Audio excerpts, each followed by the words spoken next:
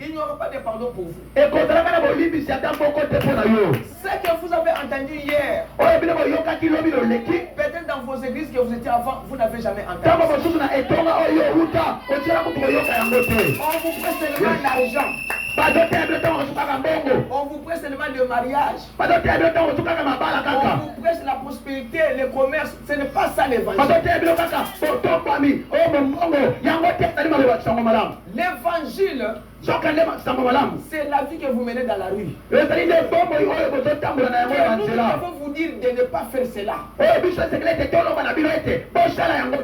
Bible dit, cherchez premièrement le royaume de Dieu et sa justice. Et le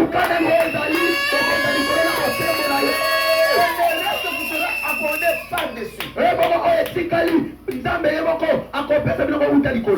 Au mariage,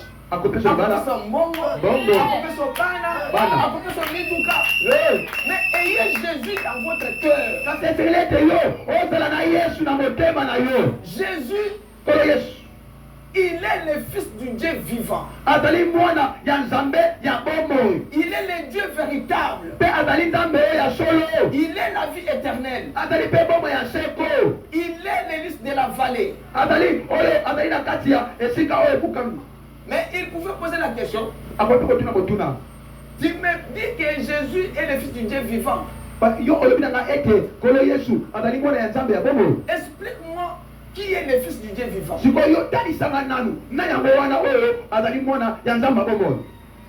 Et quand vous lisez Ésaïe 9,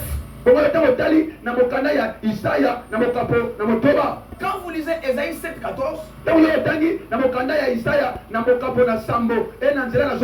vous verrez que Dieu a dit dans la Bible,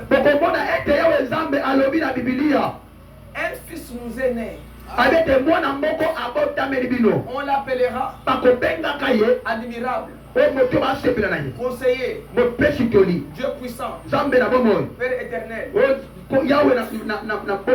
et tout ce que vous pouvez donner.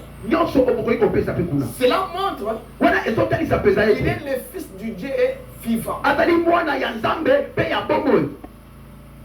Dans qui est Jésus? Moïse a parlé au peuple d'Israël. Dans Deutéronome 18, verset 5, il a dit ceci. Lisons la Bible. L'Éternel ton Dieu te suscitera du milieu de toi, d'entre tes frères, un prophète comme moi.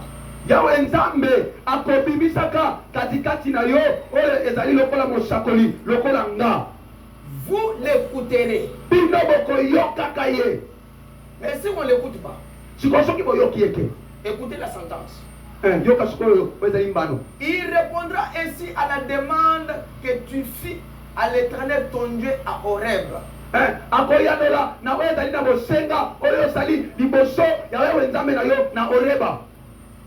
Les jours de l'assemblée, quand tu disais que je n'entends plus la voix de l'Éternel mon Dieu.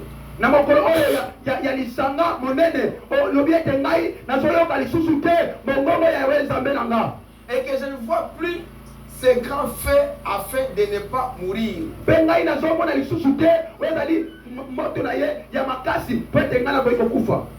Je leur susciterai du milieu de leurs frères un prophète comme toi.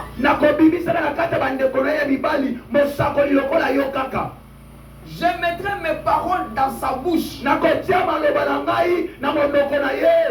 Et il leur dira tout ce que je lui commanderai. Et si quelqu'un n'écoute pas mes paroles, que je dirai à mon nom, qu'il dira à mon nom, c'est moi qui lui demanderai compte. Vous comprenez? C'est que Jésus, si vous ne l'écoutez pas, Dieu va vous demander le compte rendu de votre vie sur la terre. Si vous lisez la Bible,